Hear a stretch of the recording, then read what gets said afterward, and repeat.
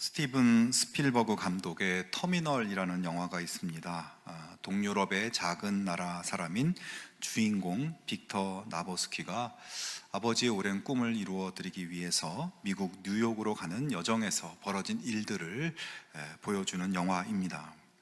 주인공 빅터는 뉴욕 JFK 공항에 도착해서 미국 땅을 밟으려는 그 순간 굉장히 황당한 현실과 마주합니다. 그가 비행기를 타고 오는 몇 시간 동안 자신의 고국에서 쿠데타가 일어나 내전이 벌어진 것입니다. 미국 국무부는 빅터의 비자를 취소시켰고 그의 여권은 무효가 됐습니다. 미국에 입국하려는 빅터에게 심사관이 말합니다. 당신은 지금 어느 나라 사람도 아닙니다. 당신이 있을 수 있는 곳은 이 공항 안뿐입니다. 고국으로 돌아갈 항공편마저 끊긴 빅터는 결국 공항에 갇히게 되었습니다. 그렇게 미국과 자기 나라의 중간지대인 공항에서의 삶이 시작됩니다.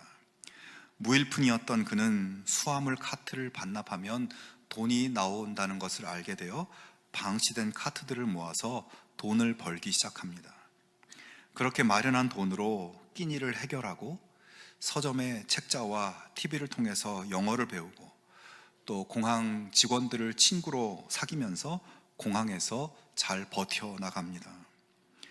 그렇게 공항에서 거주한 지 9개월째 고국에서 내전이 끝났다는 소식이 들려옵니다. 그 소식을 듣고 어떻게든 공항 밖으로 나가려고 노력했지만 또 여러 가지 방해에 부딪힙니다. 하지만 결국 빅터는 임시 비자를 발급받아서 공항을 나와 그렇게 원하던 미국 땅에 발을 디뎠고 아버지의 꿈을 이루어 드린 후 고국으로 돌아가는 것으로 영화는 끝납니다. 영화에서 빅터는 미국도 자기 나라도 아닌 중간 경계 지역의 삶을 살 수밖에 없는 안타까운 상황에 처하게 되었습니다.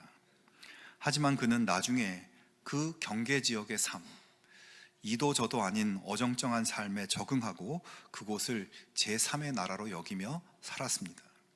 그곳에서 먹고 씻고 자고 돈을 벌고 TV를 보고 친구를 사귀며 그럭저럭 살 수 있게 되었습니다. 하지만 그는 그곳에서의 삶은 진정한 삶이 아니라 임시적인 삶일 뿐임을 잊지 않았고 자신이 정말 가야 하고 있어야 할 곳을 바라보았습니다. 그리고 마침내 용기를 내서 익숙한 경계 지역을 떠나 공항을 벗어났습니다. 이 영화를 보면서 저는 하나님의 자녀인 우리들의 삶의 모습을 대비해 볼 수 있었습니다. 하나님의 자녀인 우리는 지금 어디에 살고 있는가? 세상도 하나님도 아닌 그 사이에 경계 지역에 머물러 있진 않은가? 공항 안의 빅터처럼 이쪽도 저쪽도 아닌 그 자리를 편안하게 느끼며 우리가 있어야 할 그 자리로 나아가지 못하고 있지 않은가 생각해 보았습니다. 하나님을 믿는 하나님 자녀의 그 믿음의 삶으로 사는 것은 조금 부담스럽고 그렇다고 세상의 영역에 살기는 꺼림칙해서 엉거주춤한 자세로 공항 터미널에 살고 있지 않은지 돌아보게 되었습니다. 오늘 본문 말씀에도 그런 사람이 등장합니다. 그는 바로 이삭입니다. 이삭은 180세까지 살았고 그의 아버지 아브라함보다도 오래 살았습니다. 하지만 그에 대한 기록은 상대적으로 아주 적습니다. 아브라함이나 야곱, 요셉 같은 인물들은 10장 이상의 내용이 창세기에 있지만 이 이삭의 이야기는 여기저기에 짧게 한두 마디 언급되다가 오늘 26장 이 한 장에 그가 주인공으로 등장할 뿐입니다. 그러나 이 짧은 한 장 속에 그의 삶을 통한 하나님의 중요한 메시지가 있습니다. 첫 번째로 나오는 이야기는 이삭이 흉년을 맞아 그랄이라는 곳으로 옮기게 되는 이야기입니다. 이삭은 그때까지 부엘라헤로이라는 곳에서 살았습니다. 부엘라헤로이라는 이 지명의 뜻은 나를 지켜보시는 살아계신 하나님의 우물이라는 뜻입니다. 이 우물의 유래는 하갈에게서 시작되죠. 사라의 몸종이었던 하갈이 주인의 학대를 피해서 도망가던 중 하나님께서 나타나셔서 그를 위로하셨던 곳이고 하갈은 그곳에서 자신을 살펴보고 계시는 하나님께 감사하며 그 우물을 부엘 라헤로이라고 불렀습니다. 이삭은 바로 그 우물가, 항상 살아계시며 지켜보고 계시고 돌보시는 하나님의 임재 안에 머물러 살고 있었습니다. 그러던 중 큰 흉년이 들었어요. 이삭은 흉년을 피해 그랄 땅으로 옮깁니다. 그런데 그곳에서 하나님께서 나타나셔서 말씀하십니다. 애굽으로 내려가지 말고 내가 네게 지시하는 땅으로 가라. 자, 이 말씀에서 알 수 있는 것은 이삭이 가뭄을 피해서 가려고 했던 최종 목적지는 애굽이었다는 사실입니다. 그는 가나안을 떠나서 애굽으로 가려는 중이었고 가나안과 애굽의 접경 지역인 그랄 땅에 도착해 있었던 것입니다. 그런데 하나님께서 그 길을 가지 못하도록 막으시는 것이죠. 사실 이삭의 아버지 아브라함도 가뭄이 들었을 때 애굽으로 갔었고 이후 야곱의 시대에도 가나안 땅에 가뭄이 들면 많은 사람들이 식량을 구하러 애굽을 찾아가는 이야기가 나옵니다. 즉 이 가나안 땅에는 심심찮게 가뭄이 들었고 그럴 때 대부분의 사람들은 가뭄의 영향을 받지 않는 나일강 유역의 비옥한 애굽으로 내려갑니다. 그래서 이삭은 다른 모든 사람들이 하는 것처럼 가뭄이 들자 하나님이 돌보시는 땅 부엘 라헤로이를 떠나서 애굽으로 가려고 했고 중간 기착지인 그랄에 들른 것이죠. 자, 하지만 하나님께서는 그런 이삭에게 애굽으로 가지 말라고, 내가 네게 지시하는 땅으로, 그 가나안 땅으로 가라고, 거기 거주하라고 말씀합니다. 그러면서 하나님은 이삭에게 축복의 약속을 말씀하세요. 이 땅에 거류하면 내가 너와 함께 있어 내게 복을 주고 내가 이 모든 땅을 너와 내 자손에게 주리라.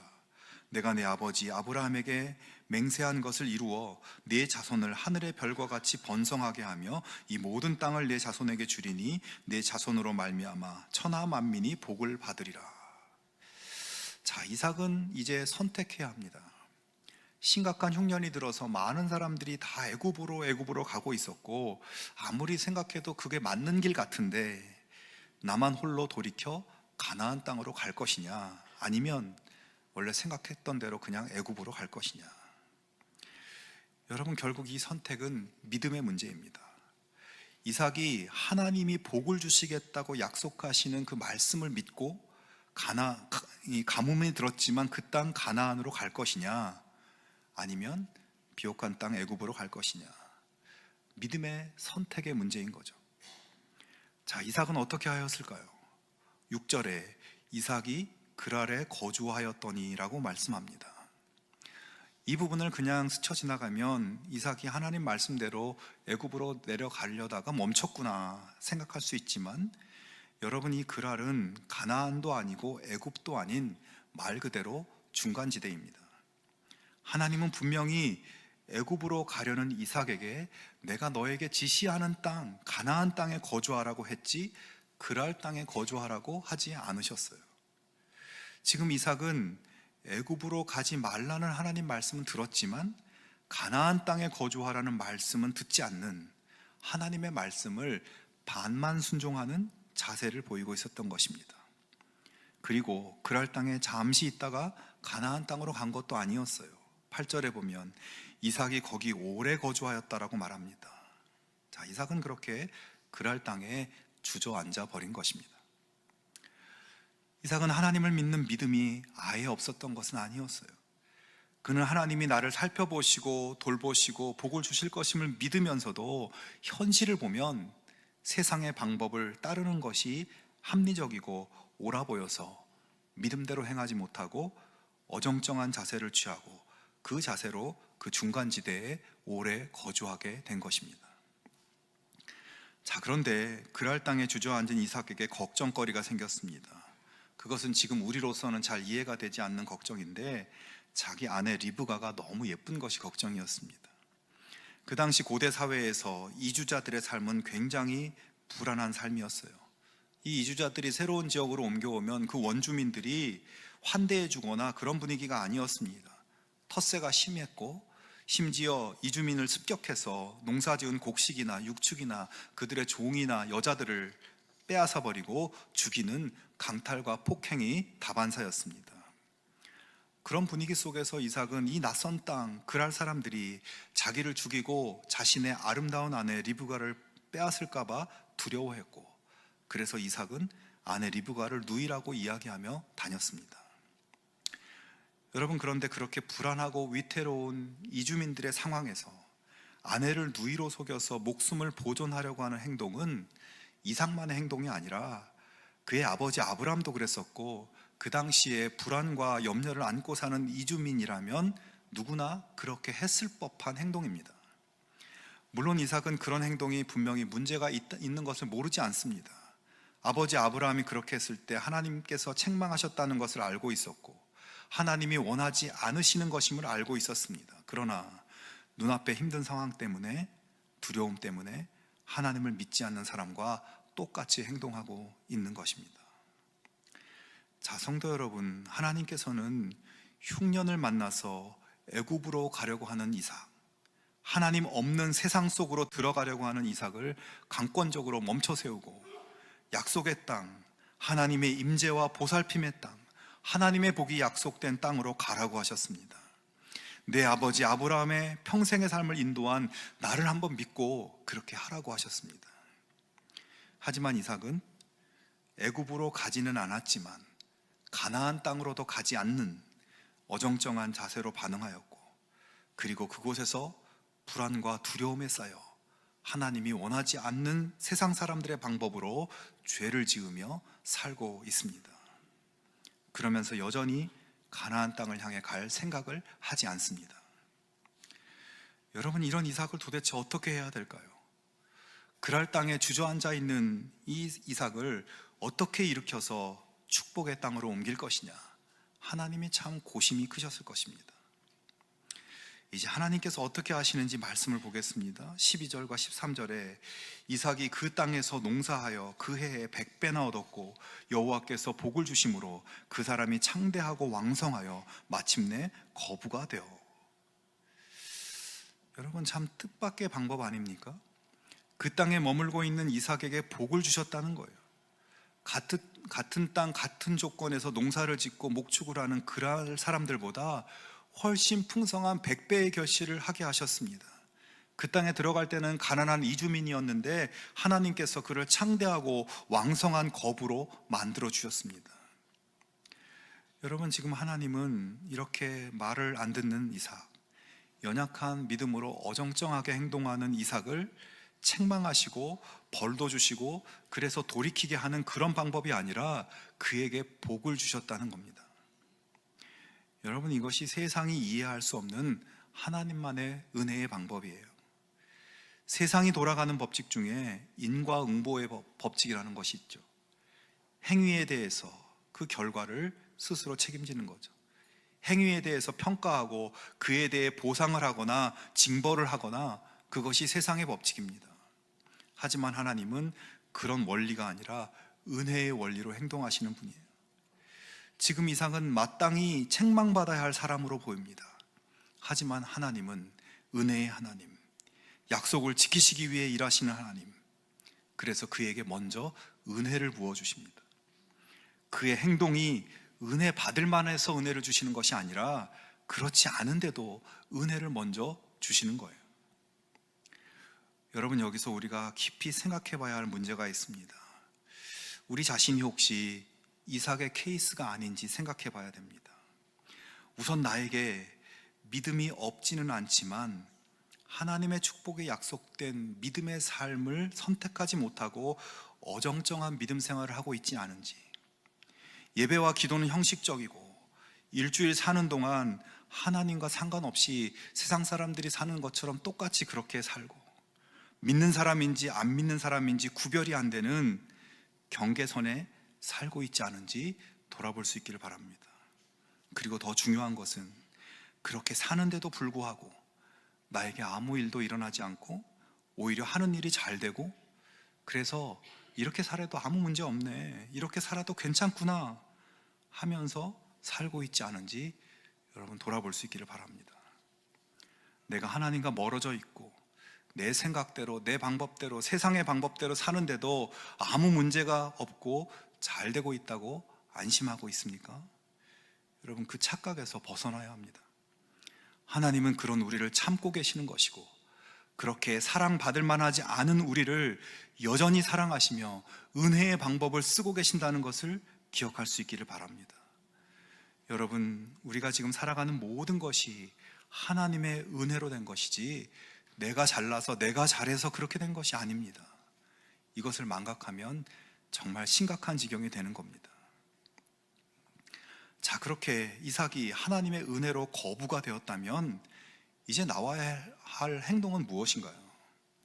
다른 사람들과 똑같은 환경에서 똑같이 일했는데 자기만 100배의 결실을 하는 것을 보면서 거부가 된 이 이해할 수 없는 상황이 벌어진 거죠. 그걸 보면서 하나님의 은혜를 깨닫고 믿음 없는 행동에서 돌이켜 하나님의 말씀을 따라 가나안 땅으로 돌아가야 하는 것이죠. 두려움과 불안의 땅 그랄에 있었지만 거기에서도 보호해 주시고 거부가 되게 하신 그 하나님께서 이제 흉년으로 황폐한 땅 가나안에 돌아가도 그곳에서도 보호해 주시고 복 주실 것을 믿고 돌아가야 하는 것입니다. 그러나 그는 여전히 결단하지 못하고 있습니다. 은혜를 받았지만 은혜에 합당한 믿음의 행동을 하지 못하고 있습니다. 그러자 그 다음에 어떤 일이 일어났을까요? 하나님의 은혜로 부자가 된 이삭을 그 땅 사람들이 시기하며 해코지를 하기 시작합니다. 15절에 그 지역에 아브라함이 판 모든 우물을 흙으로 메웠다고 합니다. 여기 아브라함이 판 우물은 그 아들 이삭에게 권한이 있는 것이에요. 그런데 그 우물을 그랄 사람들이 흙으로 메웠어요. 흙으로 메웠다는 것은 우물을 영구적으로 못 쓰게 만들었다는 겁니다. 그것도 한두 개가 아니라 모든 우물을 그렇게 했다.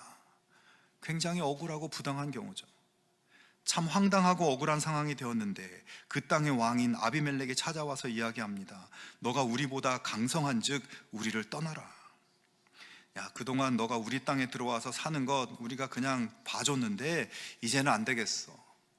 네 것처럼 쓰던 우물도 우리 땅에 있는 것이니 우리가 주인이고 그걸 폐쇄시키는 것도 우리 맘이야. 뭐 불만 있어? 더 험한 꼴 보기 전에 빨리 떠나라. 통보하고 있습니다. 여러분, 이 상황에서 이삭이 보일 수 있는 반응은 어떤 것들이 있을까요? 첫 번째는 이삭이 아비멜렉에게 확 굽히고 들어갈 수 있었을 겁니다. 아유, 임금님 좀 봐주십시오. 제가 가면 어디로 갑니까? 고분고분 말도 듣고 꼬박꼬박 세금도 바치고 내가 잘할 테니까 제발 쫓아내지만 말아 주십시오 하면서 그 땅에 어떻게든 붙어 살려고 하는 반응. 그렇지 않으면 네, 알겠습니다. 그동안 신세 많이 졌습니다. 저는 이제 제가 믿는 하나님이 명하신 가나안 땅으로 돌아가겠습니다. 미련 없이 떠나는 행동 선택해 볼 수 있을 겁니다. 그러나 이삭은 어떻게 했을까요? 17절에 이삭이 그곳을 떠나 그랄 골짜기에 장막을 치고 거기 거류했다고 말씀합니다. 무슨 말인가 하면 그가 아직도 미련을 못 버리고 가나안 땅으로 가지 않고 그랄 땅 근처에 골짜기에 자리를 잡은 것입니다. 여전히 이도 저도 아닌 행동을 하고 있습니다. 참 이분이 보면 볼수록 답답한 양반이죠. 이삭은 그렇게 그랄 골짜기로 옮겨 거기서 살기 위해 우물들을 다시 팝니다. 다행히도 샘 근원을 발견해서 물을 얻을 수 있게 됐어요. 하지만 잠시 후 그랄 사람들이 어떻게 알았는지 거기까지 쫓아와서 우물을 뺐습니다. 할 수 없이 다른 우물을 팝니다. 다행히 또 우물이 나왔어요. 그런데 그랄 사람들이 또 와서 우물을 뺏어버립니다. 자, 여러분, 이 본문에서 지금 이삭이 팠다 하면 우물이 나와서 이게 별로 힘들어 보이지 않게 보일 수 있지만 이 지역에서 우물을 파는 것은 쉬운 일이 아닙니다. 적어도 30m 이상을 파 들어가야 겨우 수맥을 찾을 수 있었고 그렇게 판다고 다 찾아지는 것도 아닙니다. 정말 사력을 다해야 하고 비용도 굉장히 많이 듭니다. 오늘날에도 사막지대에서 30m가량 우물을 파려면 돈이 상당히 많이 든다고 합니다. 지금 이삭은 정말 힘들게 우물을 파고 또 팠지만 그때마다 우물을 빼앗겼어요.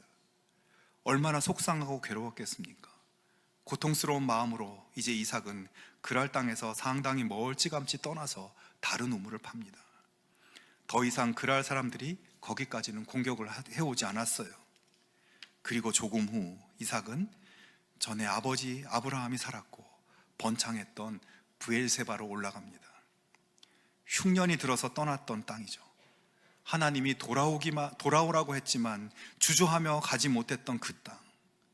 이 유약하고 온순한 늦둥이 외아들 이삭이 드디어 정말 어렵게 자기가 있어야 할 곳, 하나님이 지시하신 약속의 땅으로 돌아오게 되었습니다.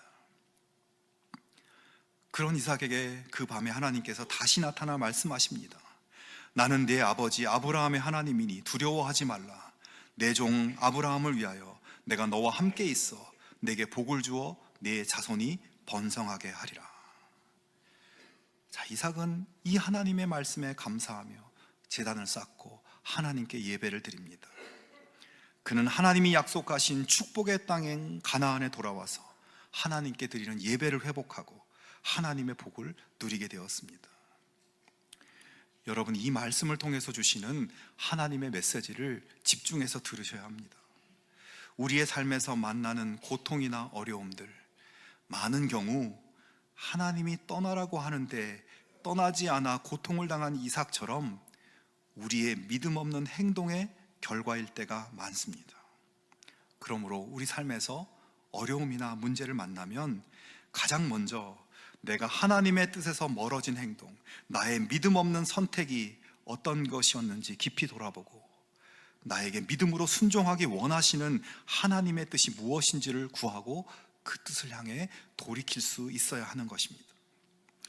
그리고 여러분, 이삭이 그렇게 고집스럽게 글 아래 머물려고 하는 이 믿음 없는 행동을 한 결과 우물을 계속 억울하게 뺏기는 고난을 겪었지만 하나님께서는 그가 고난을 견디고 다시 일어설 수 있도록 계속 새로운 우물을 주셨고 마침내 하나님의 축복의 땅으로 그를 이끌어 주셨다는 사실을 기억해야 합니다. 이처럼 하나님은 약속을 지키기 위해 하나님의 자녀들이 고난 가운데 있을 때 지켜보시고 함께 하시고 하나님의 뜻을 깨닫고 그 뜻 가운데 돌아올 수 있도록 이겨낼 힘을 주시고 상황을 만들어 가시는 분이시라는 것을 여러분 믿으실 수 있기를 바랍니다. 성도 여러분, 힘들고 어려운 삶의 문제가 닥쳤을 때 그 문제를 묵상하지 말고 나와 함께 하시는 하나님이 나를 어디로 인도하시려고 하는 것인지 그 뜻을 찾고 구하고 두들길 수 있기를 바랍니다. 하나님은 그런 우리들에게 가르쳐 주시고 견딜 수 있는 힘도 주시고 복된 삶으로 인도해 주실 것입니다. 그 하나님을 신뢰하는 믿음의 삶을 새롭게 결단하며 나아가는 우리 모두가 되기를 축원합니다. 성도 여러분, 이삭이 하나님 뜻을 받아들이지 않고 하나님을 믿는 일, 하나님께 순종하는 일에 엉거주춤한 자세로 반응하고 기대에 어긋나고 실망시켜 드렸지만 하나님은 그를 포기하지 않으시고 하나님의 품으로 축복의 땅 브엘세바로 돌아오게 하셨어요. 이 브엘세바라는 지명에서 부엘은 우물이고 세바는 맹세라는 뜻입니다. 즉 맹세의 우물이라는 뜻이에요. 지금 이삭은 맹세의 우물로 돌아온 것입니다. 무슨 맹세인가요? 나에게 복을 주시겠다고 약속하신 하나님의 맹세입니다. 그리고 지금 그렇게 맹세하신 하나님께서 맹세하신 그대로 풍성한 복을 누리게 하신 것을 감사하며 맹세의 우물에서 하나님께 찬양하며 예배하고 있습니다. 여러분, 이삭의 하나님이 우리의 하나님이십니다.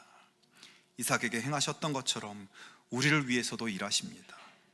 우리의 엉거주춤한 믿음의 자세를 돌이켜 진짜 하나님의 복을 누리는 그 삶으로 인도하기 위해 은혜의 선물을 베풀어 주시고 우리의 어정쩡함 때문에 생긴 고난과 어려움 속에서도 함께 동행하시고 그 어려움을 풀어 주십니다. 하나님은 맹세하셨는데 내가 믿지 못해서 가지 못하는 나의 믿음의 삶의 자리로 여러분 나아가실 수 있기를 바랍니다. 어정쩡한 믿음 생활을 청산하고 힘써서 하나님 자녀의 신실한 생활로 나아갈 수 있기를 바랍니다. 세상 사람들과는 다른 믿음을 선택할 때 주어지는 축복의 자리, 여러분의 브엘세바로 나아갈 수 있기를 바랍니다. 여러분의 브엘세바에서 나에게 약속하신 하나님의 축복의 맹세가 이루어지는 것을 바라보며 감사와 기쁨으로 살아가는 우리 모두가 되기를 주님의 이름으로 축원합니다.